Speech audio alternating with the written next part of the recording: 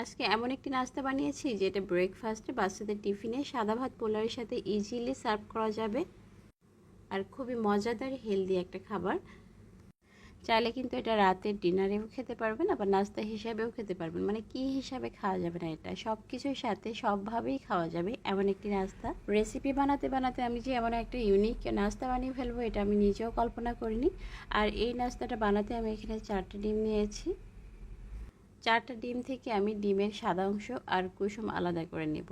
ডিমের কুসুমগুলো আমি ডিমের ভিতরেই রেখে দিচ্ছি, পরবর্তীতে এটা আমার সুবিধা হবে এই জন্য। আর সাদা অংশটা আমি একটা পাত্রে নিয়ে নিচ্ছি। এখন এগুলোকে এক সাইডে রেখে সবজিগুলো রেডি করে নিচ্ছি।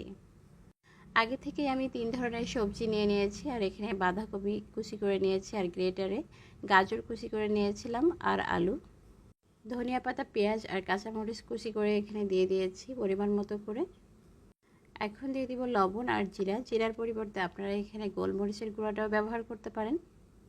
এই সব কিছু দিয়েই এখন একটু মেখে নিচ্ছি। লবণ দেওয়ার কারণে সবজিগুলো কিন্তু অনেক সফট হয়ে গিয়েছে। এখন যে ডিমের সাদা অংশটা আমি আলাদা করে রেখে দিয়েছিলাম সেটা দিয়ে দিলাম, আর দিয়ে দিচ্ছি 2 টেবিল চামচ মতো এখানে চালের গুঁড়া। চালের গুঁড়ার পরিবর্তে কিন্তু কর্নফ্লাওয়ারও ইউজ করতে পারেন।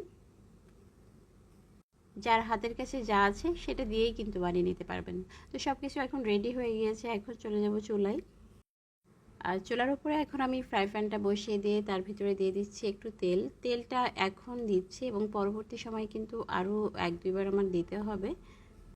সবজিগুলোকে হাতের তালুতে নিয়ে গোল গোল করে বসিয়ে দিচ্ছি। এটা তেমন কোনো কঠিন কাজ না, খুব ইজিভাবে কিন্তু করে নেওয়া যাবে। এভাবে বসিয়ে দিয়ে জাস্ট মাঝখান থেকে একটু ফাঁকা করে দিচ্ছি। এই মাঝখানে আমি ডিমের কুসুমগুলো দিয়ে দিব, এই জন্য এখান থেকে একটু আমি জায়গা করে নিচ্ছি। এই জায়গার ভিতরে কিন্তু ডিমের কুসুমটা দিয়ে দিব। তো এটা ডিমের কুসুমটা দেওয়ার পরে আমার কাছে কেন জানি মনে হচ্ছিল পাখির বাসার মতো, পাখির বাসার মতোই দেখা যাচ্ছে, তাই না বলেন? আর কুসুমটা কিন্তু ডিমের ভিতরে রাখার কারণে এখানে দিতেও সুবিধা হচ্ছে। দিয়ে দিলাম আরও কিছু পরিমাণ তেল। তেলটা দিয়ে আমি এটাকে ঢাকনা দিয়ে ঢেকে দিব। ঢাকনা দিয়ে ঢেকে দিলে এখানে যে সবজিগুলো আছে সবজিগুলো এবং সব কিছু ভেতর থেকে কুক হয়ে যাবে খুব ভালোভাবে।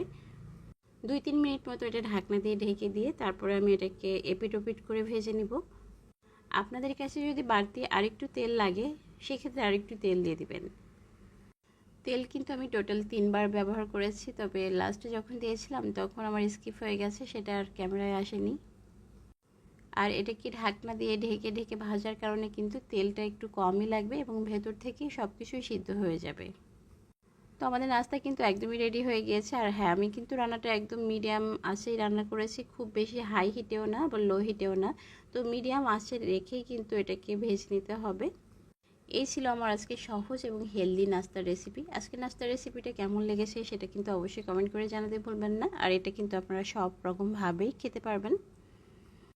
আর এই সবজিগুলোও কিন্তু বাজারে সবসময় অ্যাভেলেবেল থাকে, সবসময় কিন্তু আপনারা বানিয়ে নিতে পারবেন। আপনারা যদি বাচ্চাদের টিফিনে দেন তাহলে কিন্তু একটা ডিম দিয়েও করতে পারবেন। আজকে রেসিপি ভালো লাগলে অবশ্যই ভিডিওটি শেয়ার করতে একদমই ভুলবেন না। সবাই ভালো থাকুন, সুস্থ থাকুন। আল্লাহ হাফেজ, আসসালামু আলাইকুম।